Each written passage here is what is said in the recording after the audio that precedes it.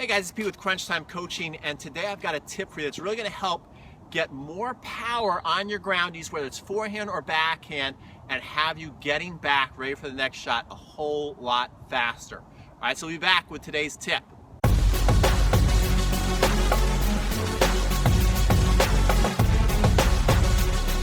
Okay guys, so this is an issue that a lot of people don't address enough, and that's the footwork. It's always cool to be thinking about, what your stroke looks like, but you talk to any coach and they'll tell you that tennis is built from the ground up. And the kinetic chain, what's happening down here is going to affect what's happening up here.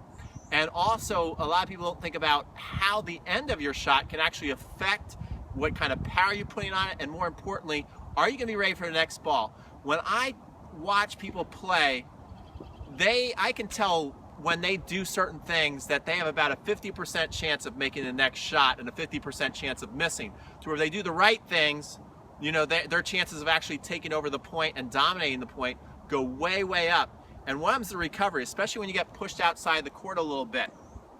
So here's a very common thing that I see on people's footwork is they'll go to hit a shot and they step in, which is fine, or they go open.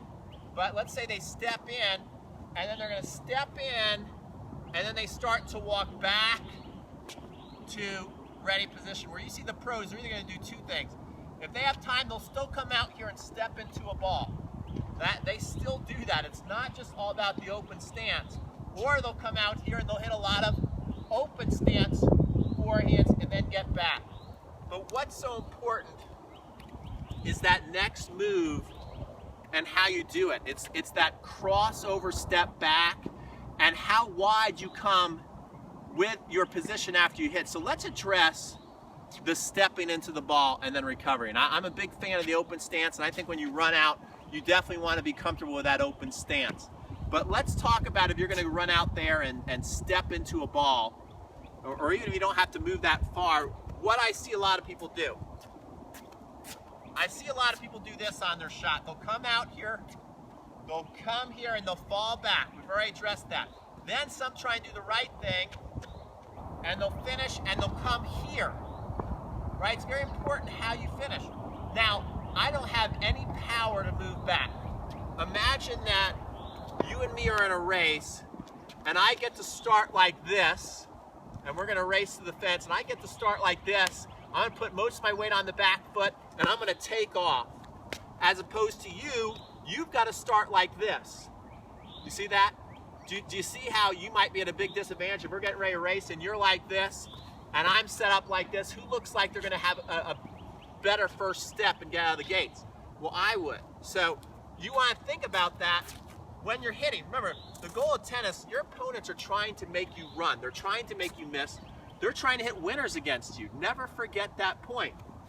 So you want to make sure that you have every advantage getting back in the court. So I want to hit the ball, boom, and come here, and then turn and move. The further I get out, I'm going to need what's called a crossover step, which is coming here, turning, actually going into a bit of a sprint, and then squaring up before you hit into a split step, right? If I don't have to move that far, I can come here. I still want my wide base, and I can just do a shuffle. The further I go out, I'm going to have to go here, turn, crossover step, then get into that move. That's the same thing whether you're hitting a forehand or a backhand. So if I'm hitting a backhand too, I don't want to hit the backhand, step in, come here, and then start to move. I want to make sure that when I come around, I've got a nice wide base so that I can come here and push off. So I think, you've probably seen that a lot, to where coaches will tell you to hit and bring the back foot around, but they don't sometimes explain why you're even doing it. And that's exactly why you're doing it.